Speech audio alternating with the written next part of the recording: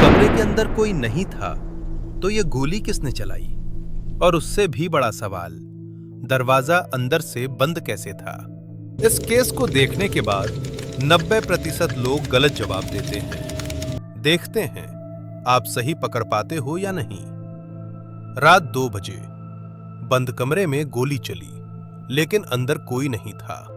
यह कोई फिल्म नहीं, असली केस है जहां गोली चली लेकिन कातिल दिखाई ही नहीं दिया, और जो सीसीटीवी में दिखा वो इंसान नहीं था। वीडियो स्किप मत करना वरना सबसे बड़ा राज मिस कर दोगे। मुंबई के सबसे अमीर बिजनेसमैन राजवीर मल्होत्रा, 500 करोड़ की प्रॉपर्टी, 3 मंजिला बंगला और दुश्मनों की एक लंबी लिस्ट। उस रात राजवीर अपने स्टडी रूम में अकेले थे। दरवाजा अंदर से बंद, बाहर पूरा घर सो रहा था। रात ठीक 2:13 पर एक गोली की आवाज गूंजी। नौकर भागे, दरवाजा तोड़ा गया और अंदर जो नजारा था वो किसी का भी खून जमा दे। राजवीर कुर्सी पर बैठे हुए, सीने में गोली और आंखें खुली की खुली।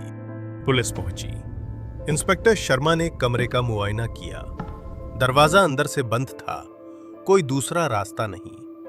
खिड़की 3री मंजिल पर, और सबसे बड़ी बात, हथियार कहीं नहीं मिला, न बंदूक न चाकू, कुछ नहीं। सीसीटीवी फुटेज चेक किया गया और जो दिखा उसने सबकी नींद उड़ा दी। रात 1:47 पर एक अजीब सा साया कमरे की तरफ जाता दिखा, लेकिन बाहर कोई नहीं आया। वो साया अंदर गया लेकिन निकला नहीं।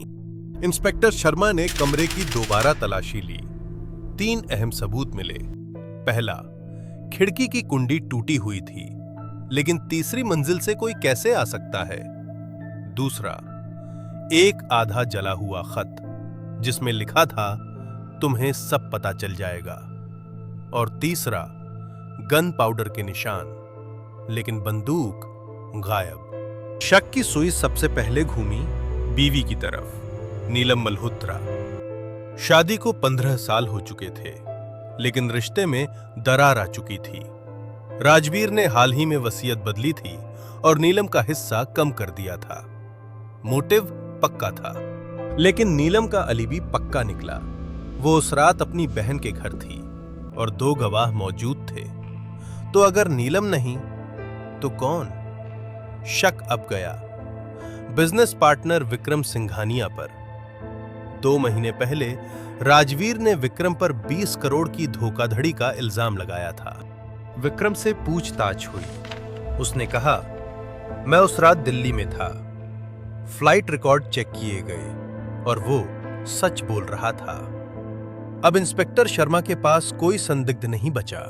केस ठंडा पड़ने लगा, लेकिन तभी एक चीज दिखी जो सबने मिस कर दी थी, वो आधा जला हुआ खत। इंस्पेक्टर ने उसे फॉरेंसिक लैब भेजा। 3 दिन बाद रिपोर्ट आई। खत में लिखा था, प्रकाश, तुमने जो किया है मुझे सब पता है। अकाउंट्स में 12 करोड़ की गड़बड़ी। प्रकाश, राजवीर का सबसे भरोसेमंद सेक्रेटरी, 20 साल से साथ काम कर रहा था। इंस्पेक्टर शर्मा ने प्रकाश की तलाशी ली और जो मिला उसने पूरा केस पलट दिया।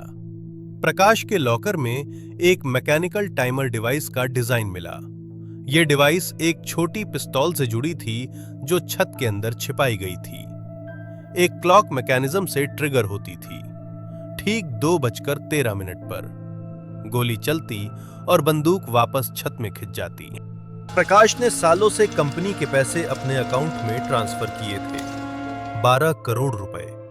जब राजवीर को शक हुआ और उसने ऑडिट करवाने का फैसला किया तो प्रकाश ने यह प्लान बनाया। दरवाजा पहले से अंदर से लॉक था। राजवीर ने खुद बंद किया था और सीसीटीवी में जो साया दिखा वो प्रकाश था, जो शाम को डिवाइस सेट करके निकला था। छत खोली गई और वहां एक छोटी पिस्तौल रस्सी और पुली के सिस्टम से लटकी हुई मिली। टाइमर अभी भी 2:13 पर सेट था। फॉरेंसिक ने कंफर्म किया गोली उसी पिस्तौल से चली थी। प्रकाश को तुरंत गिरफ्तार कर लिया गया। 20 साल का भरोसा 12 करोड़ के लालच में तोड़ दिया। जिस आदमी ने प्रकाश को सब कुछ दिया, उसी की जान ले ली। कभी कभी सबसे खतरनाक दुश्मन वो नहीं होता जो सामने खड़ा हो, बल्कि वो होता है जो आपके सबसे करीब बैठा हो। अगर आपने सही अंदाजा लगाया था तो कमेंट में लिखो प्रकाश, और अगर गलत गए तो लिखो धोखा।